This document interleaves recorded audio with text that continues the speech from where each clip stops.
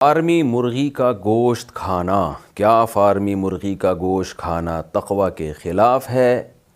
نہیں جی، فارمی مرغی کا گوشت کھانا تقویٰ کے خلاف نہیں ہے۔ ہاں، بعض حضرات یہ کہتے ہیں کہ نبی صلی اللہ علیہ وسلم نے، جیسے صحیح حدیث ہے، جلالہ سے منع کیا۔ جلالہ اس مرغی یا جانور کو کہا جاتا ہے جو گندگی کھاتی ہو۔ تو مرغی جب گندگی کھاتی ہے تو 3 دن تک اس کو صاف غذا کھلائی جائے گی، اس کے بعد اس کو ذبح کیا جائے گا۔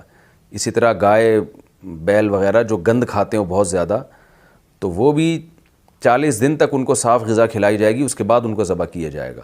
تو بعض حضرات کو اس حدیث سے مغالطہ ہوا ہے کہ فارمی مرغی کو بھی تو بہت آلائشیں اور گند بلا کھلایا جاتا ہے۔ تو اس کا جواب یہ ہے کہ جلالہ جس سے حدیث میں منع کیا ہے، اس سے وہ جانور مراد ہے جو گند کھاتا ہو، اور اتنا کھاتا ہو کہ گندگی کے اثرات اس کے دودھ میں یا اس کے گوشت میں محسوس ہوں۔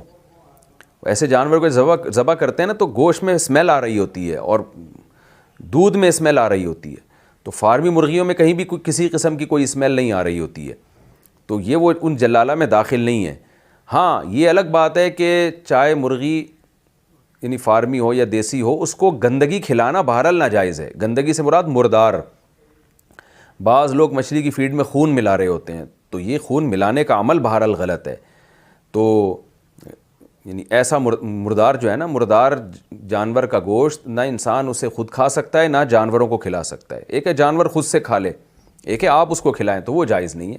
تو خون جانور کی غذا میں شامل کرنا وہ بہرحال ناجائز ہے، لیکن مرغی اس سے بالکل ناجائز نہیں ہوگی جب تک کہ اتنا گند اس میں شامل نہ ہو کہ اس کے گوشت میں اس کی اسمیل آنا شروع نہ ہو جائے۔